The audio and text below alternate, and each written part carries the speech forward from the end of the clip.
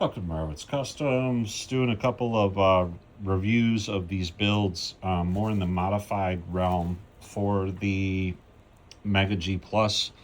So you got your Pro 10 version 3.5 motor, which Viper recommends. I would recommend start with that motor because you're about to see why. And I'll even take this over to the dyno. We'll do a few laps and then we'll take it over to the dyno and I'll show you, because at 22 volts, I can't even full throttle it on. This is just a small, here we'll kind of pan out now, 3.9 layout. It's all flat, and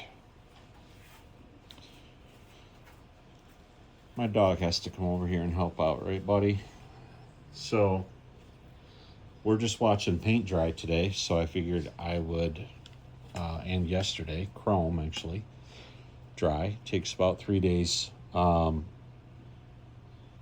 I'm just out here just cleaning up more of these cars, getting stuff put away, and got the layout kind of cleaned. So I decided to take, this is the Pro 4 version, and it's a modified, same 3.5 motor, but it's like a 722 gear ratio. So double flange wheels, straight axle, and I did take the pins from your wheels for the stock G Plus and put them through, and then just cut them off. I polished everything up on the inside first, so now you have a straight axle that can go through. You can kind of see what looks like a washer there. It's actually the axle pin. So now your axle's going through a piece of copper, brass, whatever they used, and not plastic. So it seems to roll nice. And we'll go ahead and get these on the track here. I'll start with the Pro 4 and then we'll switch the bodies over, but wait till you see this thing on the dyno, because I can't really wind that up on this smaller layout. But you're about to see we'll do the Pro 4 first here.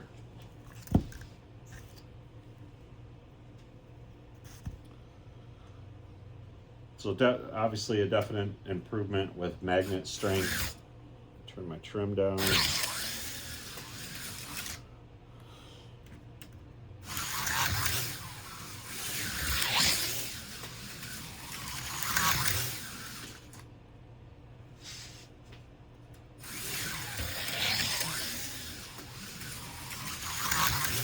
And naturally, like all slaughters, we want to open it up, wide open throttle. So that's your Pro 4 car. Just kind of wanted to show you a difference between the two. These are fine. I actually enjoy this. On this layout, it's pretty right on par, minus the traction mags with the Mega G Plus. But you don't have the traction mag, so bonus on that one. And I'd love to say I'm pushing for a chassis, but I think I've gotten on those guys' nerves enough. So we'll put the Pro 10 up there. There's not a lot of heat going on. As far as running the cars, I think this one runs a little hotter, right around 86 degrees or so. And another little trick I learned, because we're told, I'm gonna step over my dog here, and he's a big one. This actually will fit this body. I've never seen any other chassis be able to fit the PB series bodies and the square backed blazing brake, or we'll just say blazing speed shifter. There we go.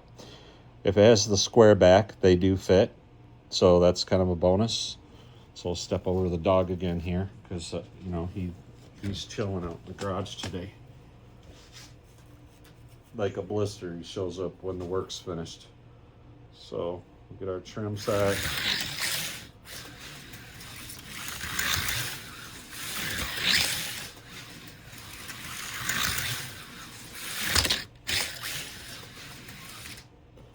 And again, like most of us select car guys, we want to drive the cars at 1,000,000,000 miles per hour.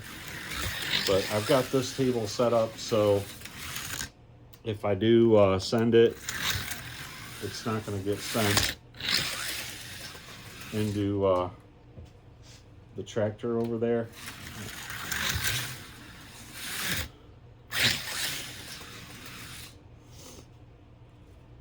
These tires on here are like, I don't even know. I got them used. They were new, but they were like new old stock from 1988 or 1992. They're pretty worn out already.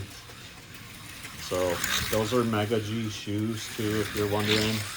And then with this car, I had to go with the silver. I was like to start back at the beginning. Sorry.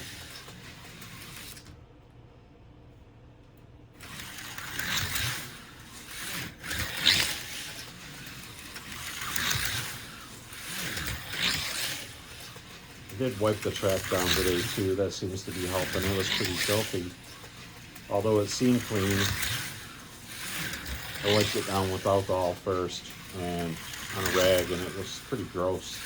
It's from oil and things like that.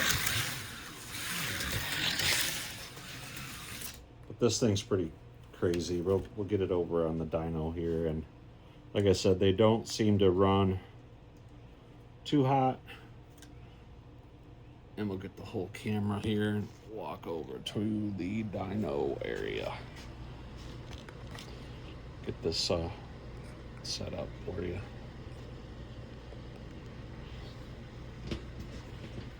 Doesn't feel very warm in my hand after doing that many laps.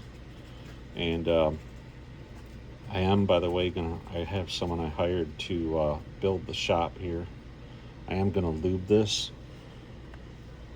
because I've been running it, and it was a new build here just a few hours ago, so go ahead and re-lube everything. I do have another version where instead of these plastic end bells or whatever from Aurora, there is a way to get a bearing in there, so I do have that car to build still, which will probably free roll the motor armature more. We'll get this on the dyno, and I'll give you, like I said, the example of right around 22 volts or whatever. It's an AFX power pack. You can see it here. So this is my old V5, and it's got like, I don't think the power output part is true. You're about to hear it for yourself, and we'll get her spun up here.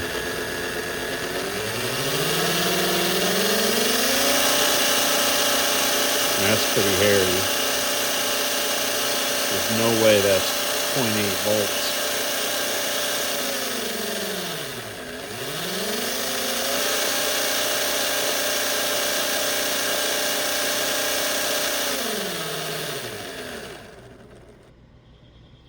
And my V6 dyno, the top plate that came with it was for like a V5. So I do have that on top of the shelf there, and those parts should be here any day. It's just a whole like unit. I went through the diagnosis part with Joey, and he just shipped the parts to me. He didn't charge me a penny. So we get that, just a small mix up. Someone out there has a like more of a pro drag style top with their dyno, so congratulations, you got an awesome top. This one I'm gonna keep out here like on the bench for just breaking cars in and stuff like that. The only maintenance I've had to do to it is just keep the wheel lubed, and then I did pull these his new one has a solid roller wheel, aluminum, and then it's coated. This is the version with the actual like tires or whatever, so I just went ahead and put new tires in there, and it works fine. It's great for breaking stuff in. And then as far as this gauge, I can literally go to like Tractor Supply and get this and change it if I wanted to, but I just got way more things to do. So again, short Mega G shoes do work. The silver springs from Viper, their Tyco brushes are what I use, the Pro versions. On a 3.5 with the Pro 10s, stock gear ratio, and these big lug tires, which I think are going to go, which will probably, if I put double flange with like a 250 or something like that, or 300 tire, probably be a little better. In fact, I want to measure these while we're on video, so while we're discussing it. I'll try and open the toolbox here. Give these quick measure, because they're pretty big.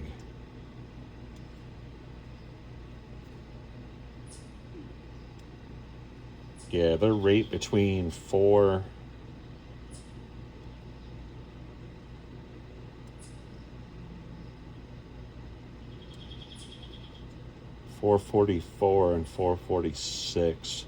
That stuff's, the coating's like peeling on it. Takes me back to my RC racing days.